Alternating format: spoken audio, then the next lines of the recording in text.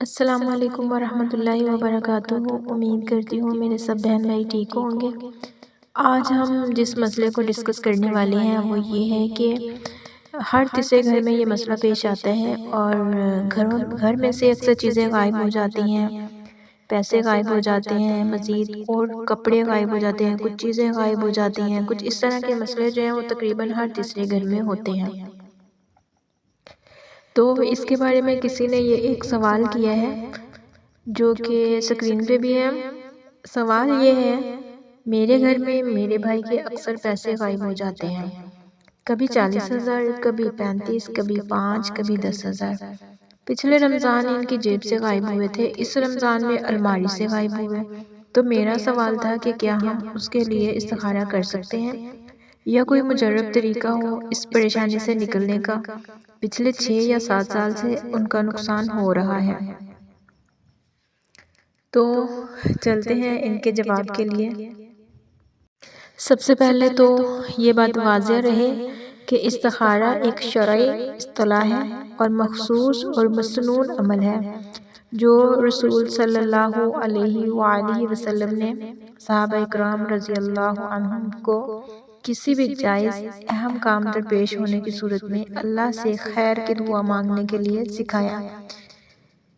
آپ اگر استخارہ کی دعا کا اردو ترجمہ دیکھیں تو اس میں یہی ہے کہ اے اللہ، اگر اس کاروبار میں، اس رشتے میں، اس کام میں میرے لیے بھلائی ہے، یعنی جس مقصد کے لیے استخارہ کیا جاتا ہے، تو اس کے لیے یہ راستہ آسان کر دے، مجھ پہ یہ راہیں کھول دے، اور اگر میرے لیے اس کام میں بھلائی نہیں ہے تو مجھے اس راستے سے موڑ دے۔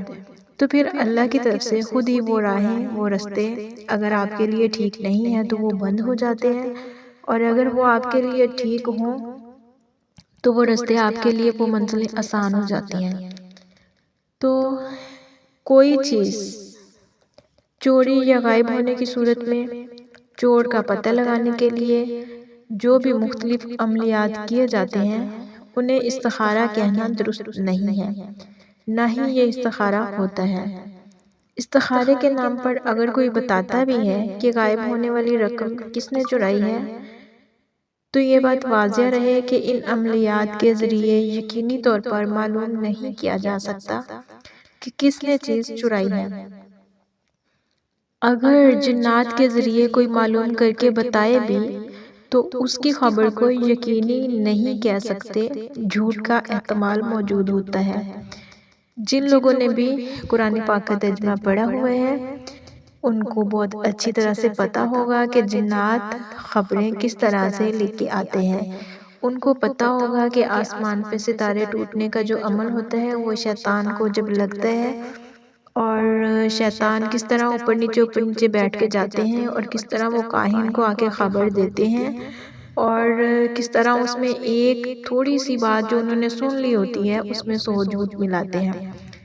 تو ان سب چیزوں کو مطلب ہم اگر سوچیں، دیکھیں تو اس میں جھوٹ کا احتمال رہتا ہے، اور ہمیں شریعت کا حکم ہے کہ ظاہر کو دیکھ کر عمل کریں، لہٰذا جب تک گواہ موجود نہ ہوں کسی کے بارے میں نہیں کہا جا سکتا کہ اس نے رقم غائب کی ہے۔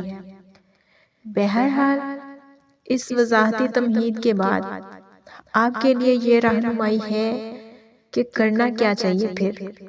تو اولاً تو یہ ہے کہ اپنے بھائی سے کہیں وہ اپنے پیسوں کی حفاظت کا اہتمام کریں۔ بعض اوقات گھر میں ہی کوئی استعمال کر لیتا ہے یا کوئی اٹھا لیتا ہے، انسان رکھ کر بھول جاتا ہے، کبھی لاپرواہی ہو جاتی ہے، لہٰذا پہلے انہیں چاہیے کہ رقم کی حفاظت کا مکمل انتظام کریں۔ ایسی جگہ رکھیں جہاں دوسرے کی رسائی نہ ہو، گھر والوں یا گھر میں کام کرنے والے ملازمین پر شک نہ کریں، لیکن نگاہ رکھیں، ٹھیک ہے۔